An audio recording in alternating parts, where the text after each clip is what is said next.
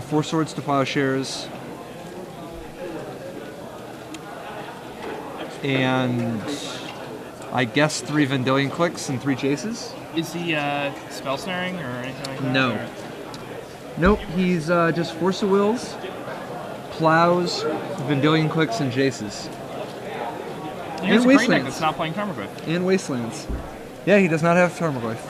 A lot of the ban is usually the color combination that won't have Tarmogoyf, you know? Like if there's big one. enough. Like if you need to go big. He does have Bajuka Bog in his sideboard, which helps make this Knight of the Reliquary a much more dangerous threat. Especially, I mean, against these Reanimator decks, if Alex loses game 1, he's able to go like Hierarch, Knight, and then he puts his opponent in a pretty awkward spot. And he also has Purify the Grave, Path to Exile, and Meddling Mage, as well as Spell Pierce. So he's got a ton in the sideboard. Yeah, so games 2 and 3, he's got much more of a chance. But game 1, I think game 1's probably going to be a little rough, but we'll see. So Tony opens it up, fetching blue mana, in anticipation that Alex Bertoncini is the type of guy who always plays Wastelands. He is correct. Alex Bertoncini always plays Wastelands. Plus he has a dual win in his hand anyway, so it doesn't matter.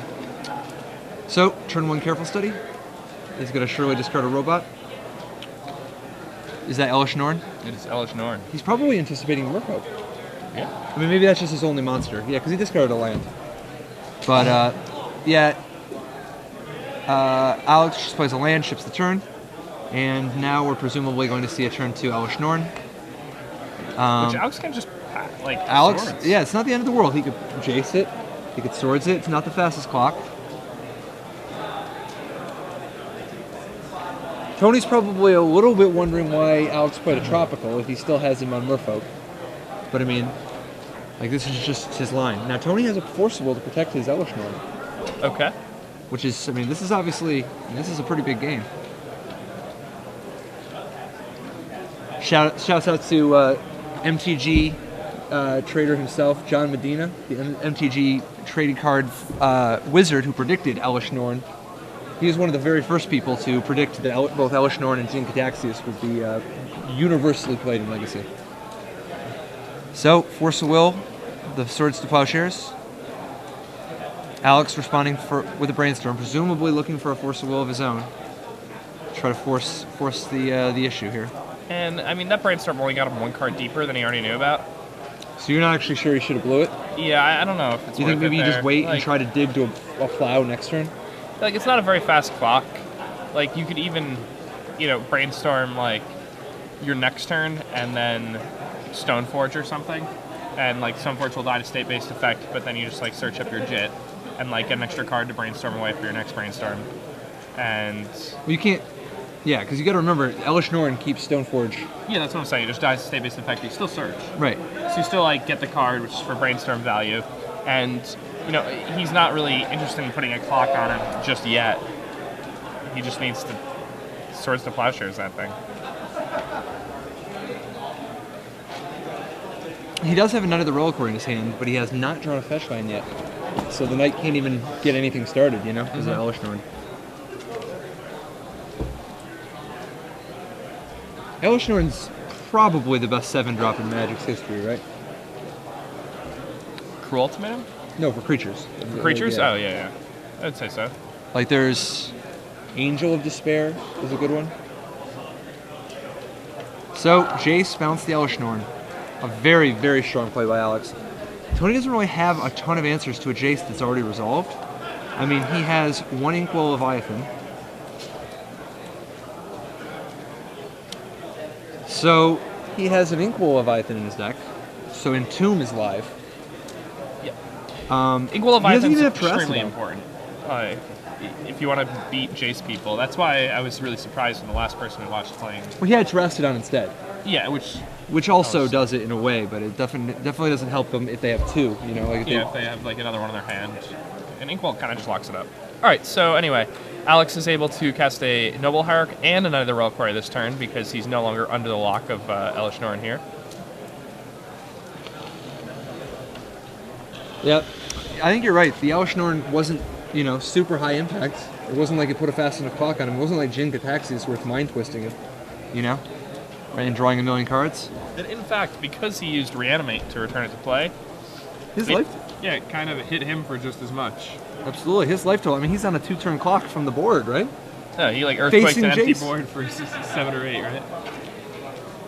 Yeah, I think this one is in favor of Alex. Often people with Force of Wills, Jaces, and Plows do all right against Reanimator, if only because of the fact that Iona doesn't lock you out. He's got both ways covered. And he doesn't have a ton of meaningful interaction, but he has some. And the fact that he's about to board in, this is supposed to be the hard game. He's about to board in Bojuka Bog, multiple Purify the Graves, 3 Path to Exiles, 4 Spell Pierces, 3 Meddling Mages. It's going to cut a lot of these creatures and a lot of these, like some of the janky, like he doesn't really need a Jite and stuff, you know? But Jite is not the greatest thing ever against Reanimator. Yeah, after sideboarding. But so Alex has a Knight of the Reliquary, 2 Noble Hierarchs, a Jace, another Knight of the Reliquary, 6 land. His opponent, nothing but land. Kind of locked out right now. Jace just, until he sets up Entomb.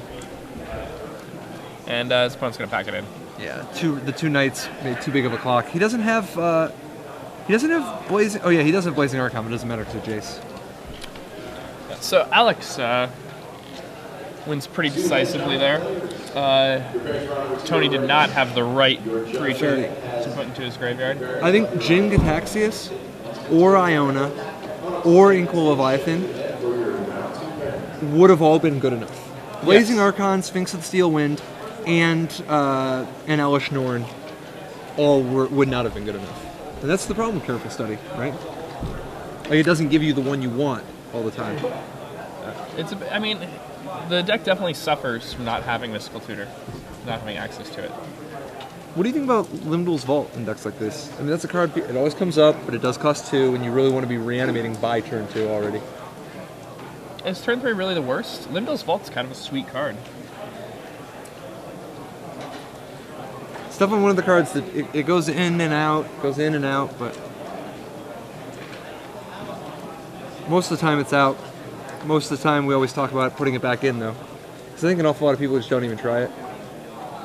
But it is admittedly pretty slow. Yes, it's slow, and it's not... It's certainly not Mystical Tutor. It's nice that it lets you power through things. Like, lots of the time it'll let you go threat, it'll let you set up against a control deck, whereas Mystical Tutor's awful against counterspells. So often, Limdol's Vault will let you set it up just right, where you can get your land first, so you'll have enough spells, or enough mana to protect your spells, and then you'll have multiple threats in a row. Or you'll know when to shuffle your deck. You'll get you get 3 good cards or 2 good cards, and you shuffle your deck. A lot of the time you can put like Careful Study on top, and then have it like lead you into your reanimate spell and your thing that you need to reanimate. No, so sometimes absolutely. It's a double tutor. Yeah, or Brainstorm does that too, sort of. Like yeah. It's like if you brainstorm into an Entomb and a reanimate or something. So it can set those types of things up. Also, actually, maybe it's just really awesome. The more I'm thinking about it, the more I'm thinking that it's just really good. Seems sweet. It's really nice that it is a Vampiric Tutor. It costs a lot more life, but it is a Vampiric Tutor for the purposes of finding bullets in your sideboard. Because one of the strengths of Reanimator was always before, you could play one of a bunch of different cards and find it with Mystical Tutor, so you'd always have the right card at the right time. Now, of course, without that, the sideboard is, 3 Spell Pierce, 3 Echoing Truth, 3 Pithing Needle, 4 Show and Tell, and then just 1 Angel of Despair and 1 Jin Gataxias to allow them. All these Reanimator decks, they always have a couple creatures on the board to adjust their creature selection to be more appropriate for their opponent. Jin Gataxias being the he's just good against everybody kind of card. Like if you have somebody who's just dead, you can always get an upgrade. And then Angel of Despair in case you actually have to get rid of a permanent. It is interesting though that he's using Angel of Despair and not Terastodon. What do you think about that? I don't know. Terastodon can deal with a whole bunch of stuff on the table. Angel of Despair hits creatures though. That's true. But I don't know. Terastodon's a more powerful card, and Terastodon is a 1-turn clock a lot of the time if you just get yourself. Side note, you know what creature I kind of want to play as a 1 or 2 of them and try in the Legacy deck? What's that? Still Moon Cavalier. Just thinking about him recently. Still Moon Cavalier? Aren't you worried everyone's going to Curse of Death hold you after yesterday? No, why do you like Curse of Death? Still Moon Cavalier. It has some really important protections. Like it has protection from white and black, which seem Pro White awesome. is fantastic right now. And then Pro Black, yeah. You can pump him. Yeah, you can make him fly, so he's basically unblockable because he can first strike away any other flyer that's played in the format. I don't know. It just seems like it'd be a cool card. I don't know why that popped in my head. No, But it's share an that with interesting you guys. card. You guys at home, maybe you could tweet in and tell us, what do you think about the idea of Still Moon Cavalier as a 1 or 2 of a legacy deck? I feel like it accomplishes a lot of the goals that you want cards to accomplish in the current state of things. See it?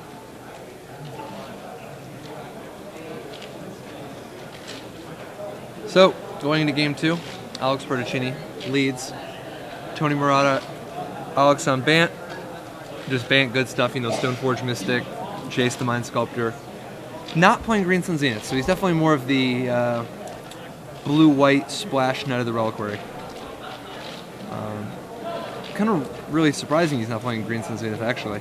And he even has one Asali Pride Mage, but he does not have the Dried Arbor Green Sun Zenith package. That's somewhat surprising. That seems like something that could be really good if Counterbalance picks up.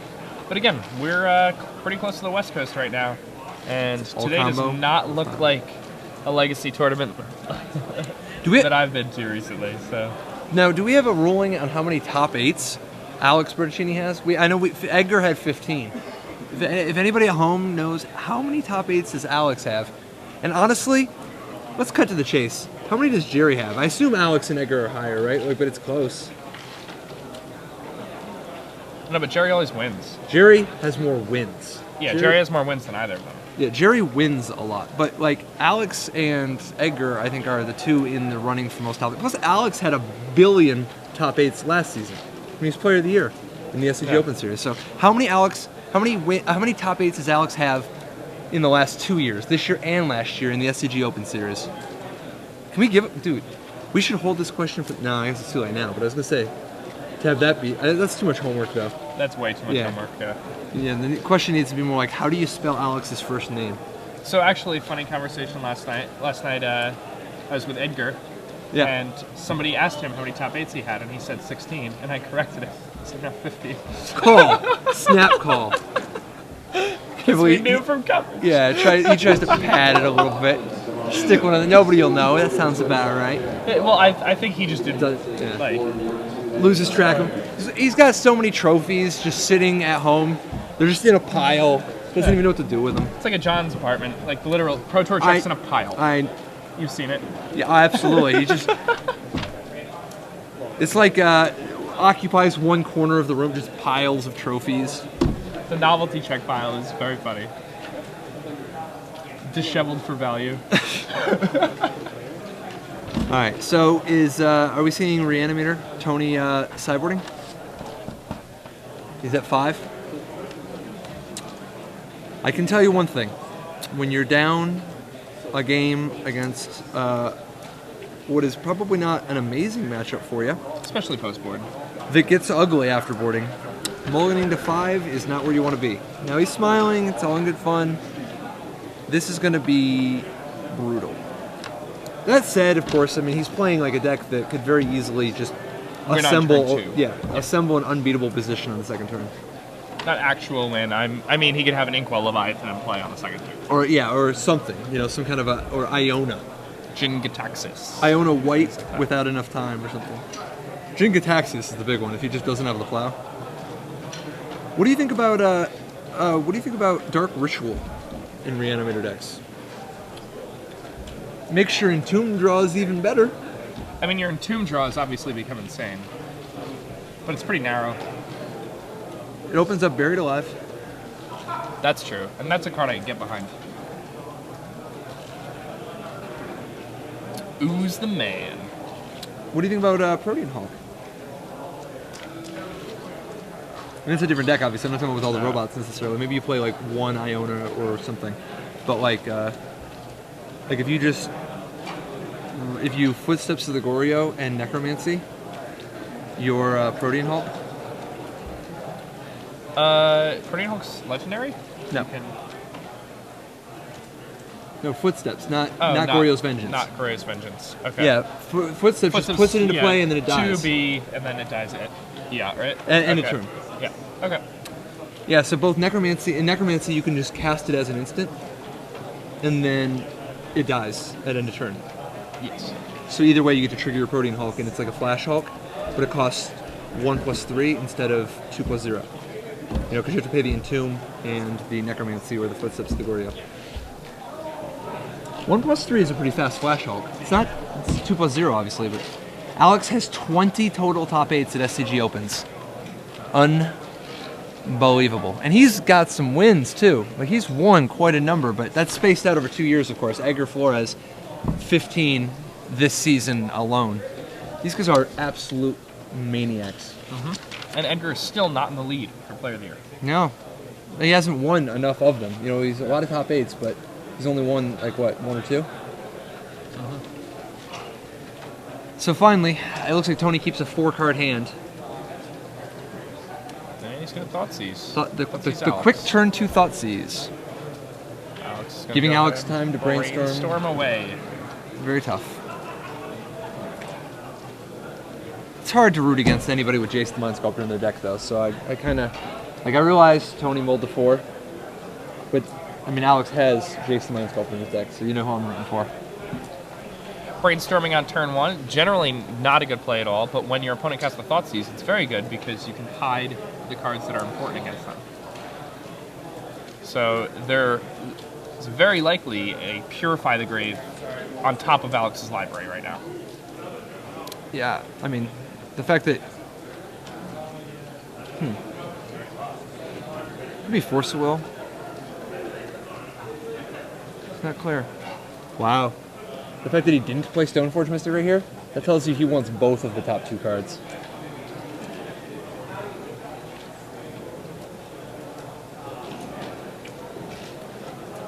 Yeah, and now he's leaving white mana open. Forever. Yeah. It's a real tough spot for Tony. He doesn't really have a lot of good ways to power through a Purify the Grave. Another example, though, Innistrad cards changing it up, you know?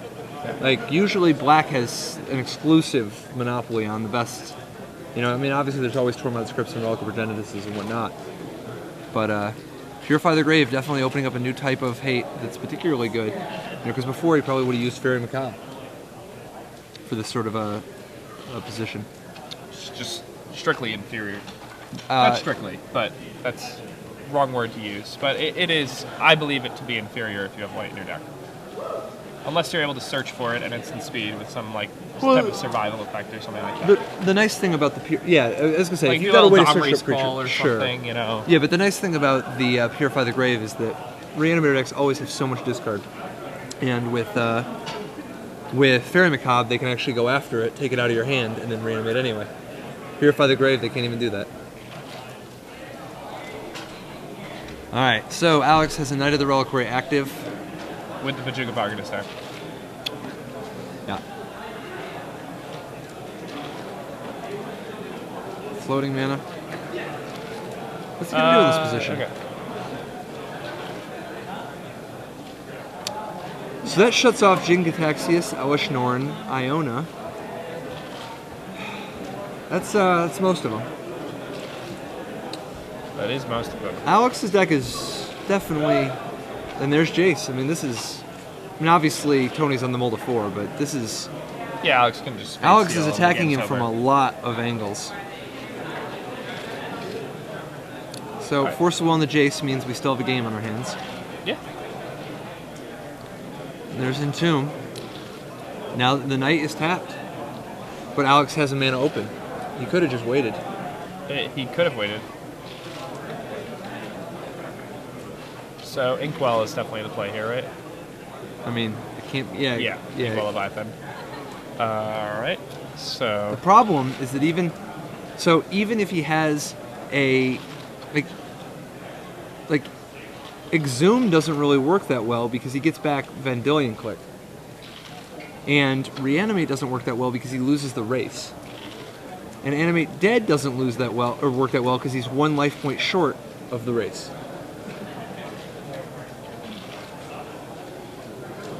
It's interesting, because Alex didn't crack that fetch land, Animate Dead on Inkwell Leviathan is 1 turn slow.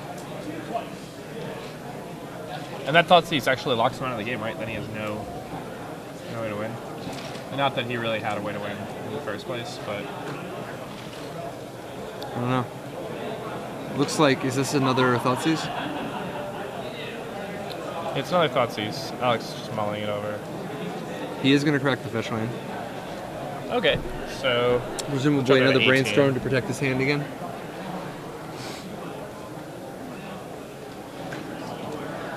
Grabs the Savannah. Or maybe he's just purifying the graving the Inkwell Leviathan right now. That seems fine. Yep. And that way he gets double purifying the grave. Because that's definitely worth more than any of the other cards. cards. Yeah, just a single shot is worth more than any of the cards in his hand.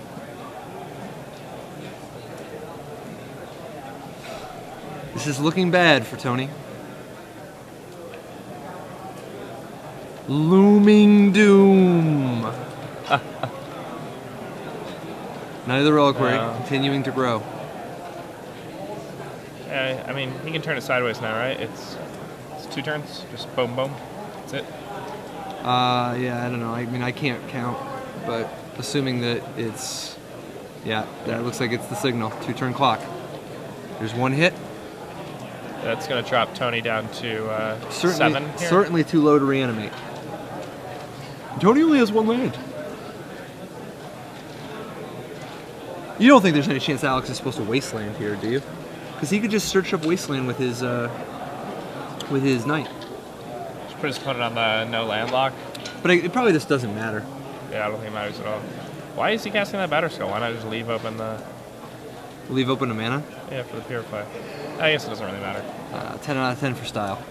Yeah. So, Alex Bertoncini defeats Tony Murata. Bant versus Reanimator. Are both players 5-1 now?